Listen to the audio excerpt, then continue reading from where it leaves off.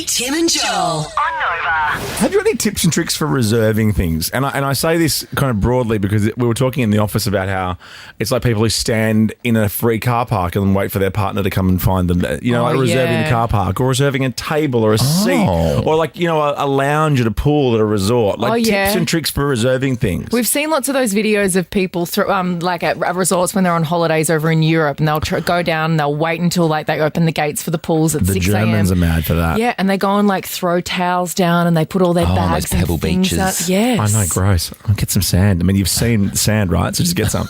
Just get some. Pebble beaches. Pebble Beach, far away in time. Pebble Beach, far away in time. Pebble Beach. You still don't know that song, Rick?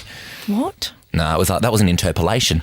Oh, because wasn't it called Echo Beach? It's Echo Beach is the actual song. I'm going to have to listen to that actual song. Anyway, I wanted to tell you this because this is ridiculous. This chick put a video on TikTok. She's sitting in a food court and she sat at a table and a man had put down... Oh, yummy Luxa, look at that. I know, that looked so good. Yes. I zoomed so in on that bowl. Food court Luxa is 10 out of 10. And she sat down and... There is a reservation sign on the table. In the food court. He'd put it down and wanted to reserve the table and came back and had to go at her. Listen to this. She's going off about it. Okay, let's have a listen. Notepad left on a table here, right? And I was like, oh, maybe someone's just left it. I left it as is because I was like, he'll probably come back and collect it once he realises it.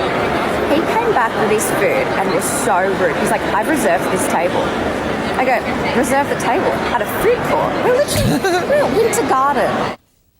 I get her point, but I also get his point. I get his point too, actually. Really? Well, I can see both arguments. But what about You this? can though. Why not? If you've made the sign yourself, it's a silly old food court, you get the table. But also, how's this? This is more embarrassing. You get your hot Luxa or whatever, and what, you're walking around with your Luxa and you're working out where to sit? No, you get your table sorted first, then you go get your food so you know where you're going back to.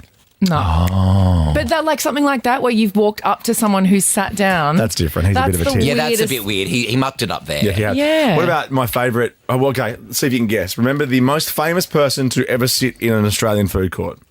Oh, George Lucas. Yes. Remember this? God, that was good recall. Yes. I love in that. Adelaide. Diet Coke, What's he newspaper, eating? Chinese noodles. Oh, I'm starving. Yes, same. Some people on that video, and I agree with this, say, in my opinion, a jacket and coat over a chair is reserving. A notepad is a forgotten item. If it's your jacket or your thing or your bag, but if it's a notepad that's just sitting there like, that's stupid. And I see her point about thinking maybe it was a reserve sign that he's left there to take somewhere else. So I'm all over the place in this story. You're Natalie Imbruglia. I'm full Natalie Imbruglia on this story. I actually think the three of us have come together with the very similar attitudes to this story. We are really just upbeat we're today. aligned here. Look at us. It's like we're going somewhere exciting on the weekend. I'm gonna put a reserved sign down at the lounge when we go there. Are you? No, I'm just lucky to be there.